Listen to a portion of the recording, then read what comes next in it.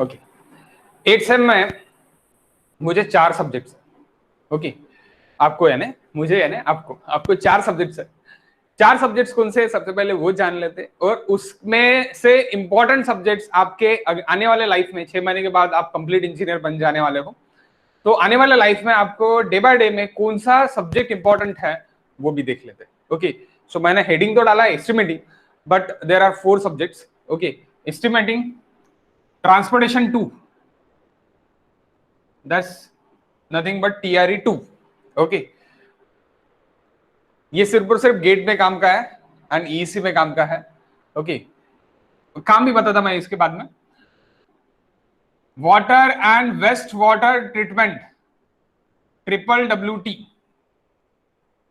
Okay, water and waste water treatment, okay, WWT and pavement design, PD।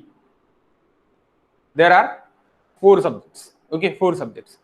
4 subjects में सबसे पहले आते हैं हम एस्टिमेटिंग पे। तो एस्टिमेटिंग आपका डे बाय डे यूज में बहुत काम का है, it is very important subjects. अब इंपॉर्टेंट क्यों है, इंपॉर्टेंट क्यों है? आप टेंडर फील करोगे उसके लिए आपको एस्टिमेट लगता, आप किसी का घर अगर बना के दे रहे हैं तो उसके लिए आपको वो पूछते हैं कि मेरे घर का कॉस्ट अप्रोक्सीमेटली कितना आएगा, इसके लिए अप्रोक्सीमेट एस्टिमेट लगता। आप कोई भी काम अगर कर रहे हो सिविल इंजीनियरिंग का, तो उसके पहले आपको उसका एक रफ एस्टिमेट देना जरूरी रहता है। ओके, रफ एस्टिमेट देना एक जरूरी रहता है।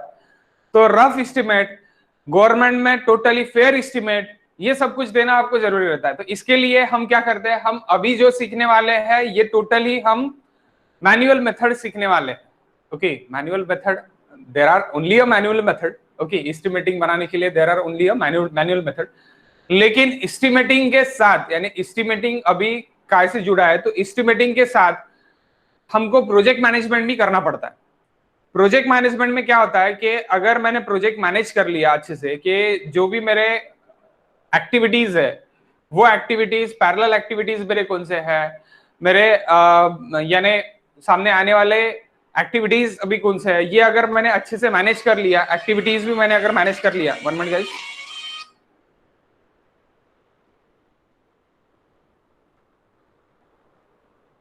पता नहीं कौन कॉल कर रहा है। एक्टिविटीज भी मैंने अगर अच्छे से मैनेज कर लिया तो मैं एस्टिमेटिंग में पैसा बचा सकता हूं। तो एस्टिमेटिंग में डे बाय डे मैन्युअली तो नहीं करने वाला, तो मैं इसके लिए एक्सेल शीट प्रिपेयर करने वाला हूँ। एस्टिमेटिंग के लिए मैं क्या करने वाला हूँ, एक्सेल शीट प्रिपेयर करने वाला हूँ। तो एक्सेल शीट जो भी मैं प्रिपेयर करूंगा, तो उसमें जो भी वैल्यूज मैं पुट करूंगा, तो वो मैं वैल्यूज क्या, मैं जो अभी डे बाय डे जो वैल्यूज है वो वैल्यू पुट करूंगा, कॉस्टिंग की values, quantities and all this standards. तो उसके लिए अपने गवर्नमेंट ने, अपना state government and central government, इन्होंने एक एस्टिमेटिंग का बुक बनाया, इनका रेड बुक, इनका रेट बुक। तो वो जो रेट बुक रहता है, यानी रेट जहां पे रहता है, दैट कोटिंग, वहां से अपन क्या लेते हैं कि वहां से हम वैल्यूज लेते हैं, वो बुक से हम, वो जो स्टैंडर्ड बुक रहता है वो स्टैंडर्ड बुक से हम वैल्यूज लेते हैं और स्टैंडर्ड बुक से हम क्वांटिटीज लेते हैं। Okay, that is called as CSR। अभी CSR का नाम चेंज होके SSR हो गया है। स्टैंडर्ड रेट करके उसमें रहते हैं, स्टैंडर्ड रेट रहते हैं, गवर्नमेंट के स्टैंडर्ड रेट रहते हैं। गवर्नमेंट के स्टैंडर्ड रेट ये एक्चुअल से थोड़े बड़े ही रहते हैं, थोड़े ज्यादा ही रहते हैं। तो उसके हिसाब से अपने को एस्टिमेट डिजाइन करना पड़ता है। तो वहां पे उनका टोटल एक PDF रहता है SSR का, पहले उसको CSR बोला जाता था, अभी उसको SSR बोला जाता है। तो वो SSR से मुझे रेट्स उठाने पड़ते हैं। काय के सेंट्रल का अगर मैं एस्टिमेट बना रहा हूं, सेंट्रल यानी पूरे इंडिया के लिए, अगर सेंट्रल के लिए मैं एस्टिमेट बना रहा हूं, तो सेंट्रल का मुझे बनाना पड़ता है, सेंट्रल के SSR से मुझे लेना पड़ता है। और अगर मैं स्टेट का बना रहा हूं तो स्टेट के SSR से मुझे रेट्स लेने पड़ते हैं।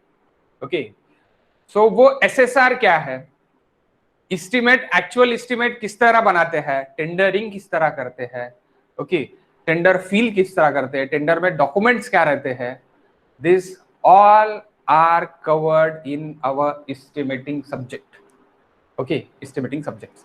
सो द एस्टिमेटिंग सब्जेक्ट, ये सिर्फ और सिर्फ पढ़ना है, मुझे ये लेना है, यानी क्या, मार्क्स लेना है, ये ना करते हुए, ये ना समझते हुए, अगर आप गवर्नमेंट में भी जॉब करने गए, suppose you are a administrative officer, आपने ये छोड़ दिया, क्या छोड़ दिया आपने सिविल इंजीनियरिंग फील्ड छोड़ दी सपोज, और आप तलाटी बन गए, आप तहसीलदार बन गए, आपने एमपीएससी क्रैक कर ली या फिर आपने यूपीएससी क्रैक कर ली, ओके, तो भी आपका ये जो सब्जेक्ट है एस्टिमेटिंग सब्जेक्ट, ये पीछा नहीं छोड़ने वाला।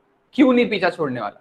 क्योंकि जो भी सिविल इंजीनियर एस्टिमेट बना के देगा वो चेक होता है, वो हाई लेवल पे चेक होता है। हाई लेवल पे चेक हो जाने के बाद जो रेवेन्यू डिपार्टमेंट में बैठते हैं वो उसको फाइल करते हैं, कि रेवेन्यू डिपार्टमेंट में देखते हैं कि ये सही रेट लगाया है या नहीं लगाया है, ये बराबर है या नहीं है, तो उनको भी वो जो टेंडर है, वो टेंडर एंड वो जो एस्टिमेट है वो ऊपर ऊपर से चेक करना पड़ता है। तो एस्टिमेट एक ऐसी सब्जेक्ट है, सिर्फ और सिर्फ सिविल इंजीनियर को ना होते हुए सभी लोगों को है, ओके, गवर्नमेंट में जो लोग बैठे हैं वहां पे।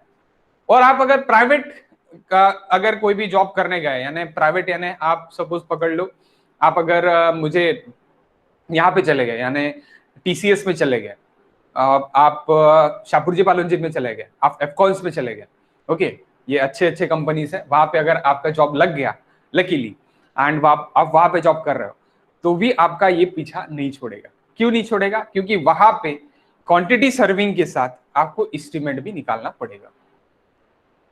अब आप बोलेंगे sir quantity serving, yes exactly, your subject name it is not a estimating, your subject name it is quantity serving and estimating, okay. तो आपको यहाँ पे क्वांटिटी भी निकालना है और उसका सर्विंग भी करना है एंड देन एस्टिमेटिंग करना है। आप बोलेंगे सर इतना बड़ा नाम, it is simple as estimating, क्योंकि quantity serving it is nothing but estimating, कि क्वांटिटी आप कितना लगने वाला है वो निकाल रहे हैं और उसको रेट इनटू कर रहे हैं, तो उसका रेट एनालिसिस हो रहा, रेट एनालिसिस हो रहा, तो आपका एक लमसम नहीं, आपको एक 10% प्लस माइनस वाला रेट मिल रहा है, तो वो रेट पे आपका सब कुछ होने वाला है। अब मेन चीज और एक मेन चीज, कि ये तो आपने अभी समझ लिया कि आपको जो भी एस्टिमेट आने वाला है ये सिर्फ और सिर्फ आपके एग्जाम के लिए ना रहते हुए सामने पूरे लाइफ में काम में आने वाला है। यस एग्जैक्टली, लेकिन वो हम कितना परसेंट काम में आएगा और कितना परसेंट हम करेंगे जैसे ही हम पास आउट हो जाने के बाद, 0%, पास आउट हो जाने के बाद 0%। जब तक आप कोई भी जॉब चालू नहीं करते सिविल इंजीनियरिंग रिलेटेड और गवर्नमेंट रिलेटेड, तब तक 0%, तब तक 0%। अगर आप सपोज पकड़ लो कि स्ट्रक्चरल कंसल्टेंसी में जॉब कर रहे हैं, कोई लेना देना नहीं है इसका, स्ट्रक्चरल कंसल्टेंसी में जॉब कर रहे हैं, आप आर्किटेक्ट के नीचे जॉब कर रहे हैं, कोई लेना देना नहीं है। लेकिन जो आर्किटेक्ट के नीचे अगर वैल्यूएशन के लिए काम कर रहे हैं, प्लीज नोट दैट, वैल्यूएशन के लिए काम कर रहे हैं, ओके, देन आपको पूरा का पूरा दिन भर एस्टिमेट ही निकालना पड़ेगा, ओके। तो सम स्ट्रीम्स है कि आप कहाँ पे काम कर रहे हैं, वहां पे आपको एस्टिमेट लगेगा। तो जो भी आपने स्ट्रक्चरल एनालिसिस सीखा है, सॉम सीखा है, आपने अभी जो बाकी के स्ट्रक्चरल सब्जेक्ट सीखे हैं, उससे इसका कोई लेना देना नहीं, कोई लेना देना नहीं, ओके। तो सबसे अच्छा सब्जेक्ट और सबसे इंटरेस्टिंग सब्जेक्ट अगर 8th सेम में कोई है तो दैट इज एस्टिमेटिंग, जो कि हम इसके लिए सीखने ही नहीं वाले हैं। किसके लिए? यूनिवर्सिटी के लिए। यूनिवर्सिटी के लिए ना सीखते हुए हम एक्चुअल फील्ड के लिए अगर सीखेंगे तो यूनिवर्सिटी का पेपर अपने को चिल्लर लगेगा, ओके, यानी हम इसी तरह आराम से उसको सॉल्व कर पाएंगे। हाँ, प्रीवियस क्वेश्चंस उसके भी हम ले लेंगे, ऐसे नहीं कि उसको भी एकदम हम डोमिनेट कर देंगे करके, डोमिनेट नहीं करेंगे उसको, उसके भी जो भी क्वेश्चंस है प्रीवियस क्वेश्चंस हम ले लेंगे। लेकिन एक्चुअल टेंडर्स कैसे फिल करते हैं, एक्चुअल एस्टिमेट कैसे निकालते हैं, एक्चुअल एक्सेल शीट कैसी प्रिपेयर होती है, एक्चुअली आप जब आपके नेबर्स आपको पूछेंगे कि मेरे घर का कॉस्ट अप्रोक्सीमेटली कितना लगता है, तो किस तरह निकालना, ये सब कुछ चीजें मैं आपको बताने वाला हूँ, क्योंकि मैं ये चीजें डेली फेस करता हूँ, ओके, डेली फेस करता हूँ। तो मेरे लिए ये आपको बताना आसान है और मैं आसान लैंग्वेज में, यानी इजी से इजी लैंग्वेज में मैं आपको ये बता दूंगा, ओके। लेकिन एक चीज, अगर आप यानी गवर्नमेंट में काम करने जा रहे हो तो मैं जितना सिखा रहा हूं उससे ज्यादा का एस्टिमेट आप बनाओ। बस मेथड क्या रहती है कि एसएसआर में से आपको क्वांटिटीज उठाने पड़ती है, हम यहाँ पे एक बल्क क्वांटिटीज उठा के अपन करेंगे। एसएसआर में से आप हिंजेस की भी क्वांटिटीज उठाओगे, आप हिंजेस यानी जो डोर के हिंजेस रहते हैं, वो डोर के हिंजेस, डोर का नैप, ओके, जो अपन लगाते। देन आप टाइल्स के बीच का जो फिलर रहता उसकी भी आप क्वांटिटी लोगे। हम यहाँ पे नहीं लेने वाले, यहाँ पे हम सिर्फ सीखेंगे कि किस तरह करना है, लेकिन हम यहाँ पे इतना डीप में नहीं जाने वाले जितना डीप आप गवर्नमेंट के काम में जाओगे। ओके, जो फिलर रहता ना वो फिलर की भी क्वांटिटी लेता है कि तो 2 टाइल्स के बीच का वो फिलर अपन ये करते कोट करते, उसकी भी क्वांटिटीज एसएसआर में दी जाती है और उसकी भी क्वांटिटीज मुझे लेना पड़ता। सो इतना डीप आपको एस्टिमेट में बनना पड़ेगा जब आप गवर्नमेंट के टेंडर्स भरोगे और गवर्नमेंट के काम आप लोगे। ओके, सो वो गवर्नमेंट के काम के लिए हो गया। लेकिन हम क्या सीखने वाले हैं, हम सीखने वाले हैं यहाँ पे कि एक यानी मैं मोटा मोटी बता देता कि ऑल सिलेबस अपना क्या क्या है। ओके, एस्टिमेटिंग, देन अपन बाकी के सब्जेक्ट्स भी अपन देख लेंगे। ओके, फर्स्ट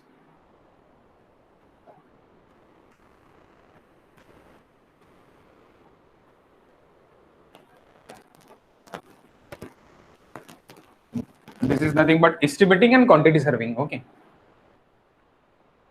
so एस्टिमेटिंग में हम देखने वाले हैं अप्रोक्सीमेट एस्टिमेट। सबसे पहले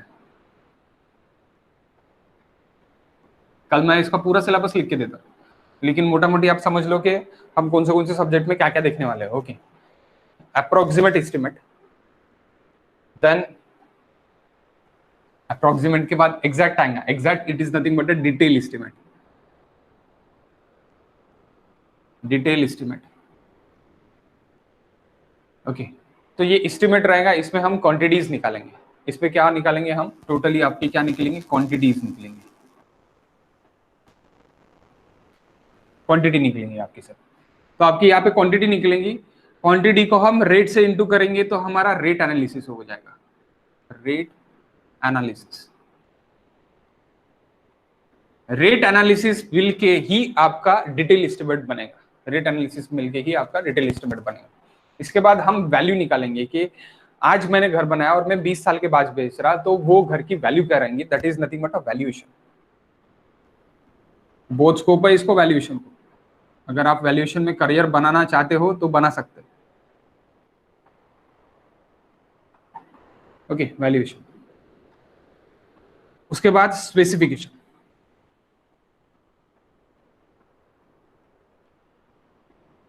कि क्या क्या स्पेसिफिकेशंस में अपने को करना पड़ता है। तो उसी में टेंडरिंग आएगा मेरा किस तरह मैं टेंडरिंग करता, टेंडरिंग के डॉक्यूमेंट में करता।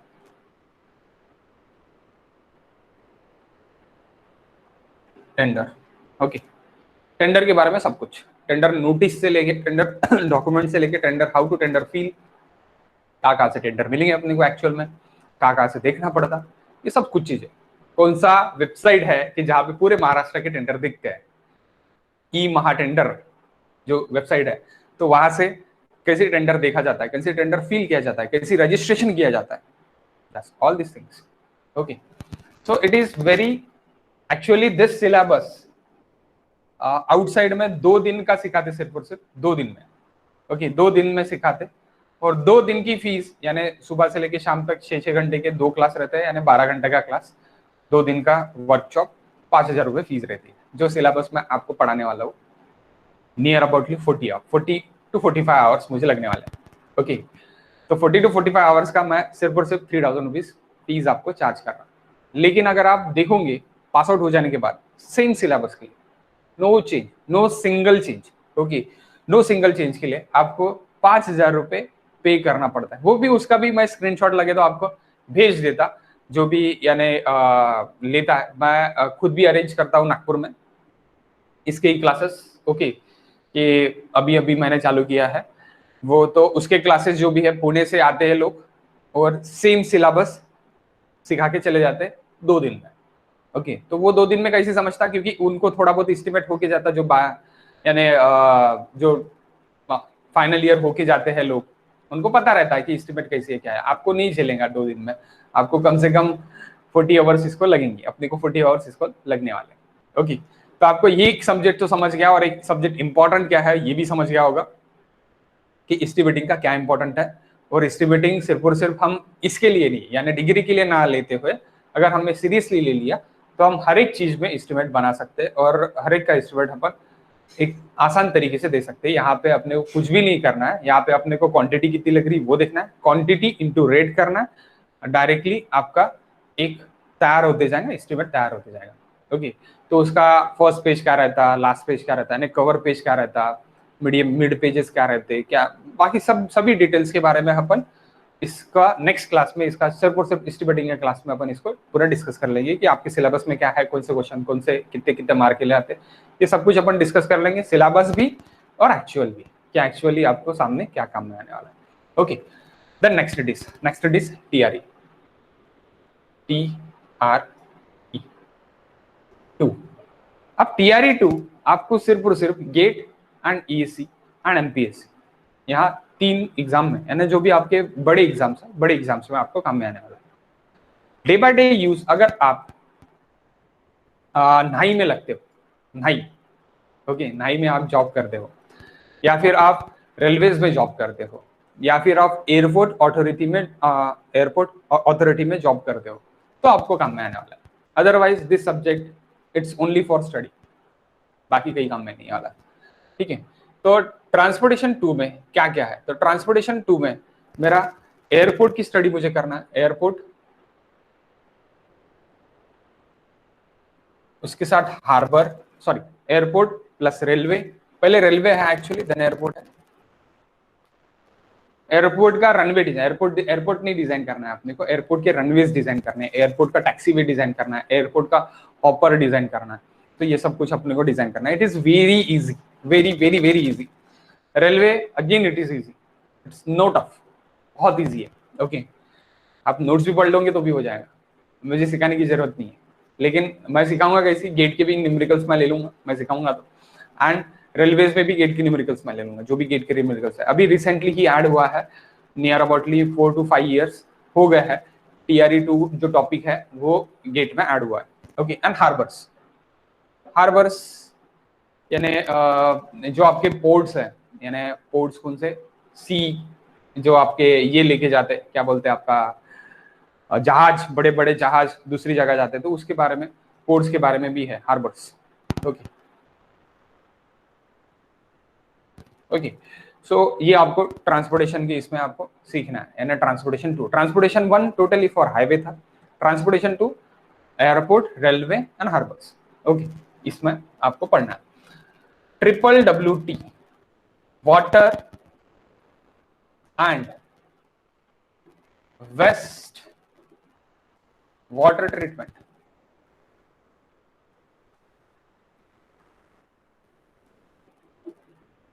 तो that subject WWT subject it's important, जिसको भी इन्वायरमेंट में एमटेक करना है, वेरी मच इंपॉर्टेंट, बहुत ज्यादा इंपॉर्टेंट चैप्टर है, बहुत ज्यादा इंपॉर्टेंट है ये सब्जेक्ट। तो यहाँ पे हम वाटर के भी क्वालिटीज अपन सीखना है, E1 एंड E2 ये दोनों मिक्स है, बस आप ये समझ लो, environment 1 and environment 2 both are the mix बना के बना दिया, water and waste water treatment, खत्म, बाकी कुछ भी नहीं है। लेकिन इसमें पूरे न्यूमेरिकल्स है ना, 100% 80 मार्क न्यूमेरिकल है क्या, नहीं, आपको 50 मार्क्स के न्यूमेरिकल, 30 मार्क्स की थ्योरी, ऐसे आप हजम कर लो, यानी 30 मार्क की थ्योरी रहेंगी और न्यूमेरिकल आपको कितने रहेंगे, 50 मार्क के न्यूमेरिकल रहेंगे। तो न्यूमेरिकल रहेगा क्या बाबा, कास्केड एरिएटर का डिजाइनिंग, फ्लैकुलेटर का डिजाइनिंग, वाटर टैंक का, नो वाटर टैंक सॉरी, आपका सेडिमेंटेशन टैंक का डिजाइनिंग। ओके, तो ये सब कुछ डिजाइनिंग्स आपके रहेंगे। ओके, आपका एरिएशन टैंक का डिजाइनिंग रहेगा। ओके, कास्केड एरिएटर जो मैंने अभी बोला, कास्केड एरिएटर उसका डिजाइनिंग रहेगा, ASP रहेगा।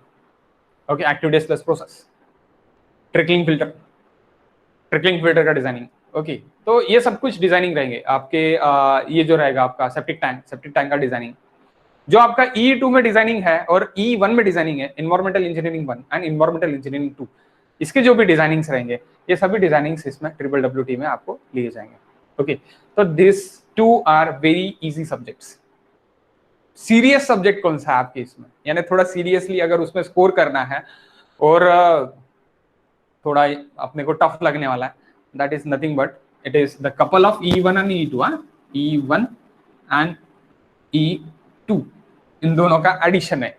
Okay, that PD payment design, it is very very vast subject, बहुत बड़ा सिलेबस, 50 घंटे भी पढ़ाओ तो भी कम करने वाला। ओके, सो पेमेंट डिजाइन,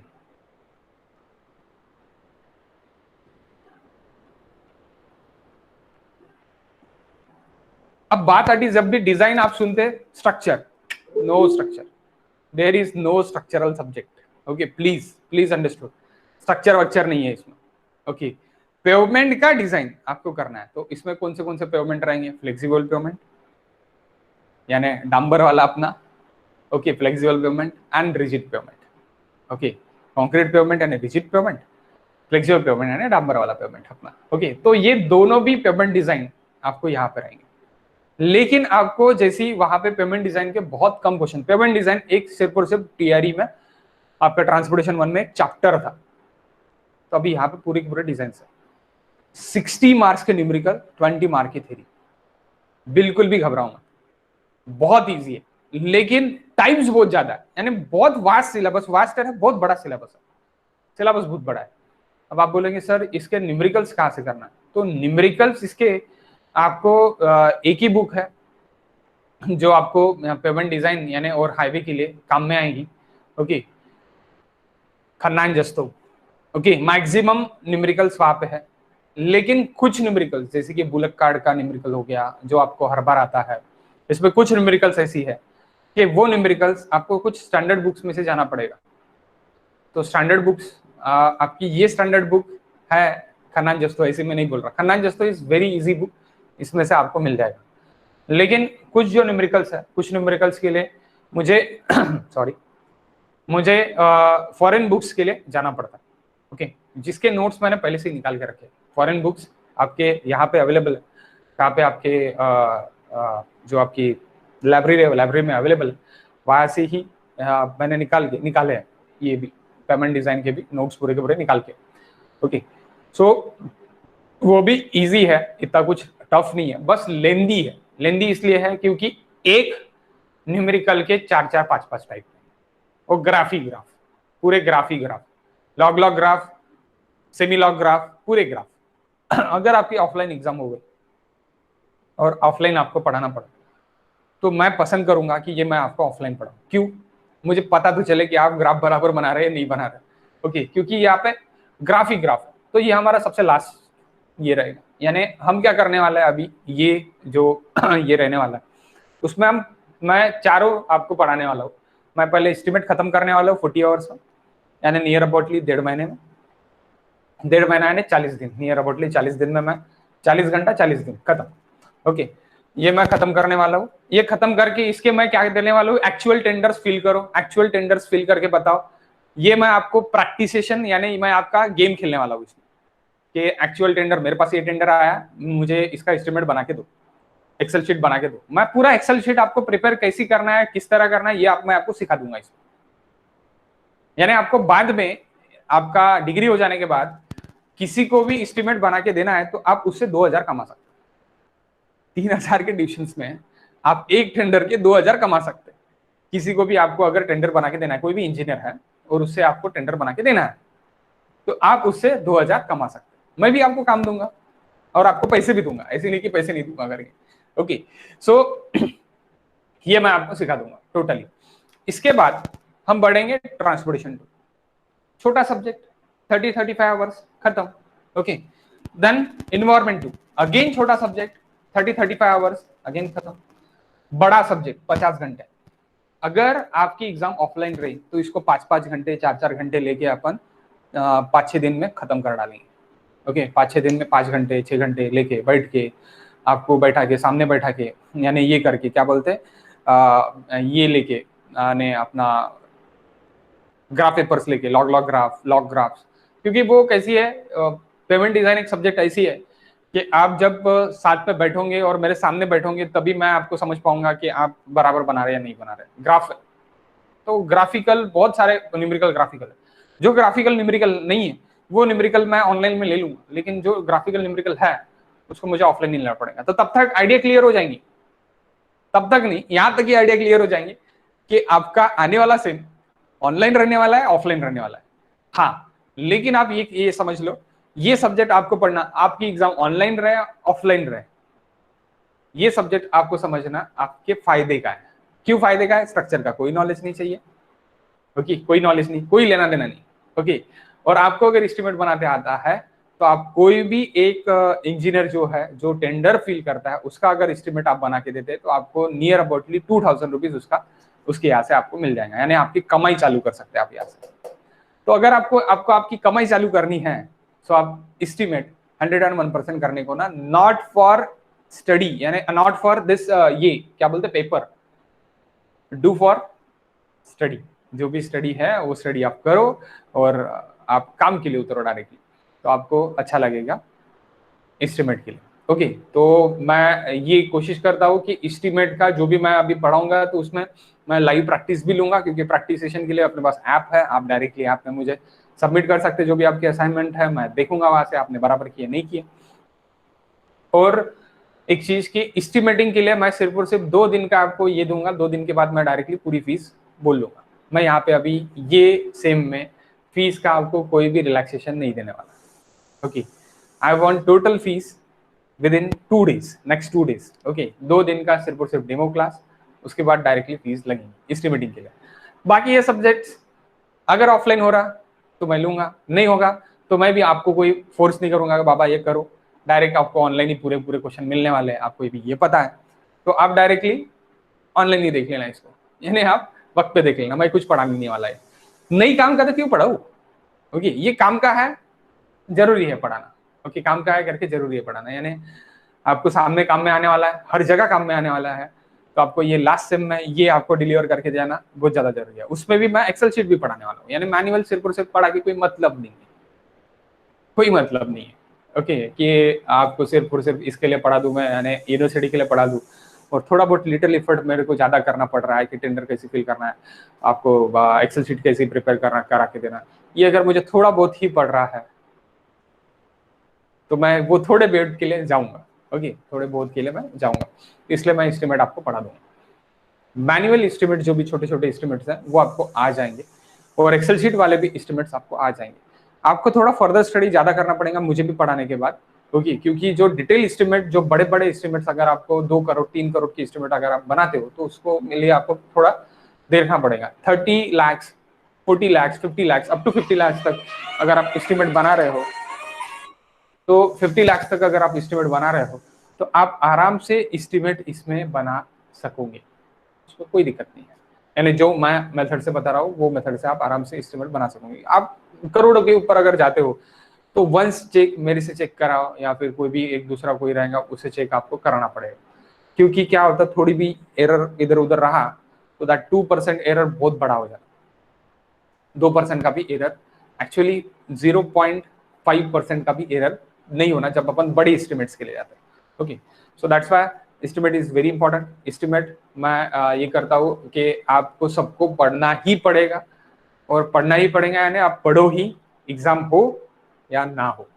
ओके, यानी ऑफलाइन हो या ना हो उसमें कोई ये नहीं है। हाँ, अगर ऑफलाइन हो रही है देन दिस सब्जेक्ट्स, ये भी सब्जेक्ट्स मैं ले लूंगा, उसमें कोई दिक्कत नहीं। ऑफलाइन नहीं है, ऑनलाइन है, स्किप दिस सब्जेक्ट। ओके, आपको ऑनलाइन पूरे आंसर्स मिलने वाले हैं। ओके, सो ये मेरा आज का इंट्रोडक्शन था आपकी क्लास का।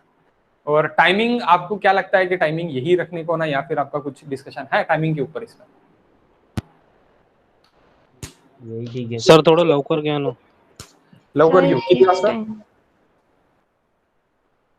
किती वाजता घेऊ? हाच ठेवा ना सर, हाच बेटर. 5 वाजता नाही, मग त्याच्या आधी घेऊ शकतो, 4 वाजता घेऊ शकतो. चालेल. हा टायमिंग ठीक आहे ना यार, काही हे नाही आहे ना. हा टायमिंग ठीक आहे सर, थंड वातावरण राहते थोडं. हा, थोडं थंड वातावरण राहते, बरोबर आहे. थंड वातावरण मध्ये आपण कोणाला टेरेसच्या वरती पण क्लास करायचा असेल तर तो करू शकतो. आणि जास्त मोठे मोठे क्लास नाही राहणार आहे याच्यामध्ये, कसे मोठे मोठे प्रॉब्लेम नाही आहे, जास्त मोठे मोठे क्लास नाही राहणार. फक्त काही ठिकाणी राहील जिथे आपल्याला क्वांटिटीज काढावं लागणार आहे, म्हणजे आपल्याला अर्थ फील आणि म्हणजे फिलिंग आणि कटिंगची क्वांटिटी जिथे काढावं लागेल, जिथे आपल्याला जास्तीत जास्त क्वांटिटीज काढायच्या आहे, म्हणजे आपल्याला पूर्णचे पूर्ण घर बघायचं आहे, तर त्याच्यामध्ये 2-3 क्वांटिटीज आज काढल्या, 2-3 क्वांटिटीज उद्या. एक घरच काढायला तुम्हाला, यानी एक घर आपको पूरा का पूरा एस्टिमेट निकालने के लिए कम से कम 4 से 5 घंटे लगने वाले हैं. ओके, सो वो क्लास तो कंटिन्यू रहेगा. लेकिन अगर मुझे एक प्रॉब्लम पूरा पूरा पढ़ाना है फीलिंग और कटिंग का, तो उसके लिए मुझे थोड़ा टाइम लगेगा, यानी उसके लिए मेरा 1 घंटे से ज्यादा घंटा यानी ज्यादा टाइम जा सकता है, क्योंकि उसमें मेथड से कुछ ऐसी है. ओके, मेथड से कुछ क्रिटिकल है, जो क्रिटिकल मेथड से मुझे कराना पड़ेगा. ओके, तो वो एक्सेल शीट में भी थोड़ा क्रिटिकल है, उसका भी बाद में एक्सेल शीट के देखेंगे अपन, तो उसमें भी थोड़ा क्रिटिकल है, लेकिन एक्सेल शीट हर एक चीज की बन के है। तो आपको मैं डायरेक्टली डिलीवर है, आपको सीधा सीधा आयता मिल रहा है, आपको प्लेट मिल रही है, आपको आयती पूरा पूरा, आपको कोई एक्सेल शीट बनाने की जरूरत नहीं है, सीधा सीधा आपको एक्सेल शीट मेरे से मिल रही है। ओके, आयती मिल रही है, बस उसका सही इस्तेमाल करना आपको आने को, क्योंकि Excel sheet it is one of the calculate, यानी कैलकुलेटर है वो।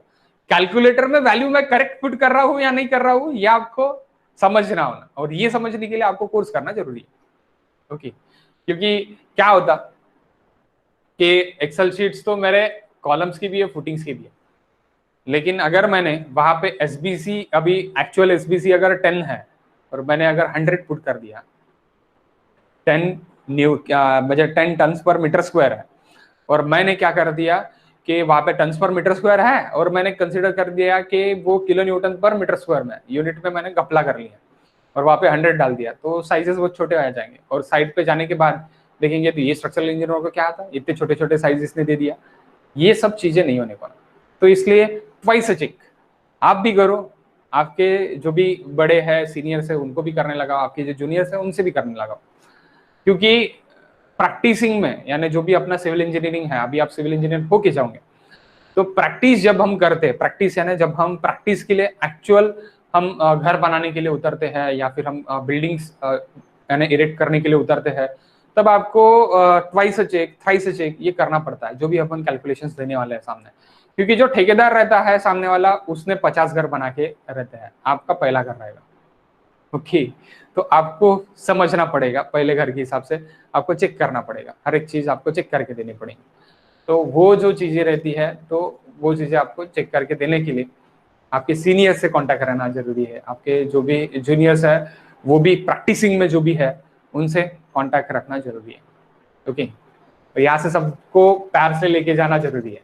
अगर आप प्रैक्टिसिंग में जा रहे हैं, अगर आपने सीनियर से झगड़े कर लिए, जूनियर से भी झगड़े कर लिए, आप अकेले हो, 101% घपले होना जायज है।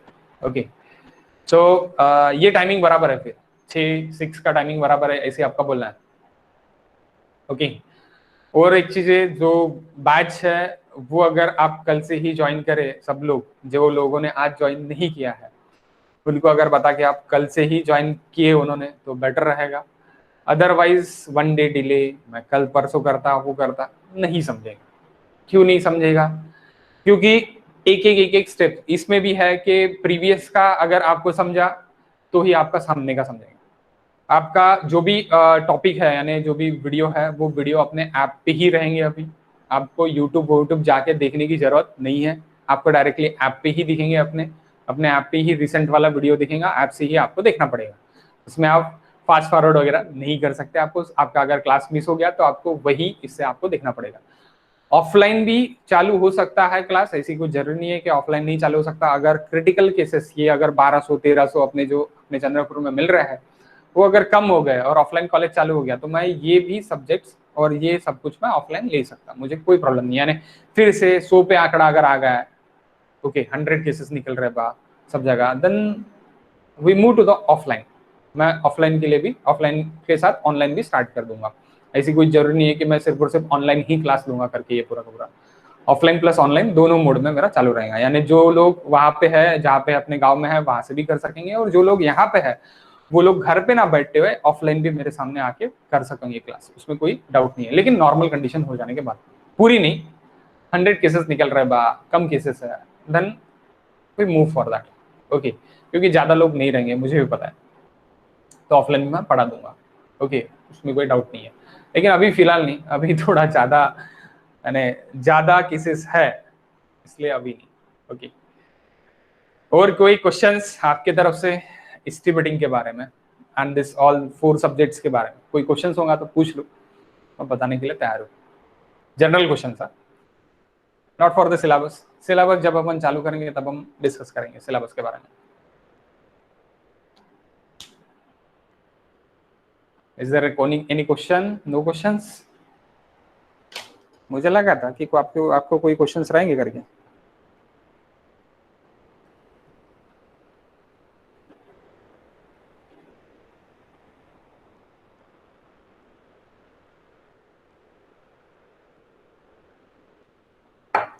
ओके, आपके कोई क्वेश्चंस नहीं है तो मैं ये ऑफ कर लेता रिकॉर्डिंग और कुछ डिस्कशन करता ऑफ द रिकॉर्ड।